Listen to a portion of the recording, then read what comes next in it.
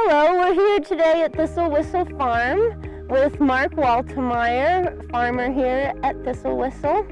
Mark's a great grower here. He raises animals, he grows vegetables, he has perennial herbs, flowers out here, and we're so happy to be here today with Mark. So thanks for having us. My pleasure. So if you could just tell us a little bit about what you do and where you are. Sure.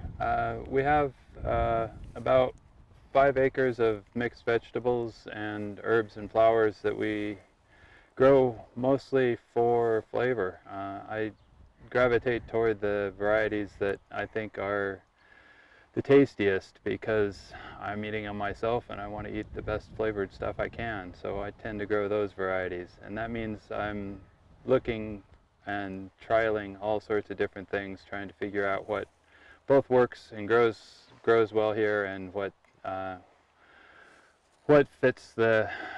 suits my palate the best. So I grow lots of tomatoes and hot peppers and sweet peppers and other similar plants, and I also grow a lot of interesting herbs that I've been introduced to over the years that make for some fun new flavors. The other part of this farm that I really enjoy is I try to make it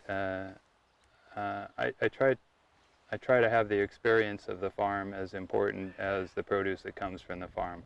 So I like to bring in kids and college students and adults who have an interest in learning about how food is grown at this scale and what's possible in the foods that we grow. So if they're interested in those old varieties or new varieties that taste different, or even foods from around the world that are unusual for the U.S. but commonplace in other places, I like to bring in people and experience that with them. We're here on this beautiful farm in Hotchkiss, Colorado, and Mark grows some amazing hot peppers, many varieties. Mark, would you like to tell us about your hot peppers and what you like to do with them? Sure.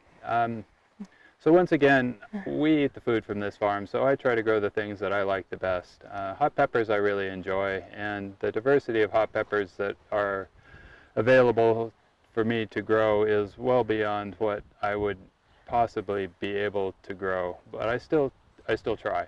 So I grow 100 and some varieties of hot peppers and close to 200 varieties of heirloom tomatoes and a similar diversity of other crops every year, just because I really love to see what's out there and what's available for me to grow and eat. I like to process the tomatoes into tomato sauce, so any of the ones that are split or extras we can for ourselves. And I do similar things with the hot peppers. So I dry them, I make hot sauces, and I love to ferment them. A few years ago, a local cook, chef, introduced me to salt brine ferments, and it's a really wonderful old technique of preserving fruits and vegetables. It's really easy. It's similar to the way that you make sauerkraut. So it's just salt, water, and whatever vegetable you decide you want to ferment in a large crock. With the hot peppers, it's a cup of, for me, it's Celtic gray sea salt in a gallon of water. I heat it up to get the salt to dissolve in the water, cool it back down, pack a crock full of peppers and put the salt brine on the top, put a weight on the top, and let it sit for a month or so, room temperature, and then I cool it down when I want to slow down the fermentation. And I wind up with a really wonderful, rich, interesting flavored concoction of fermented hot peppers. After that, if I want to keep them longer, I either jar them up and I refrigerate them, or sometimes I dry them. So I wind up with hot peppers that look like dried hot peppers but have an entirely different flavor to them and are a little bit salty. They're great for snacks, great for grinding up and putting on foods. They really make for a wonderful, different flavor for things. Oh boy, should I take the whole thing? You're not going to want to eat the whole thing. These are actually quite hot. Okay. But Emily has gone through the full hot pepper tasting from mild to hot to really hot, and she's been able to do it. So.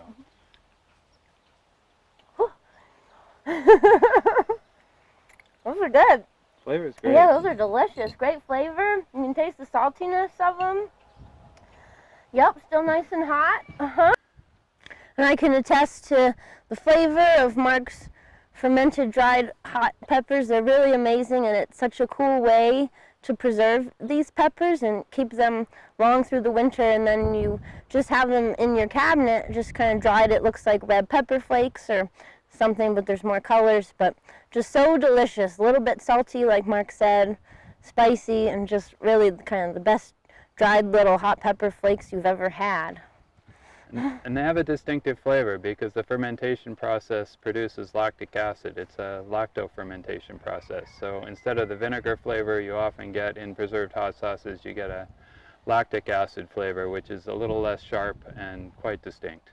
Thanks so much, Mark, for sharing with us your hot pepper recipe. And you can get hot peppers from Mark here in Hotchkiss at Thistle Whistle Farm. You can also buy cases of tomatoes from Mark to make your tomato sauce, or freeze some tomatoes. Can dehydrate tomatoes as well. And so we're really happy to be here at Thistle Whistle Farm, and thanks for having us, Mark. My pleasure. And I do grow a diversity of sweet peppers also for the people who don't like the pain of the hot peppers. All right.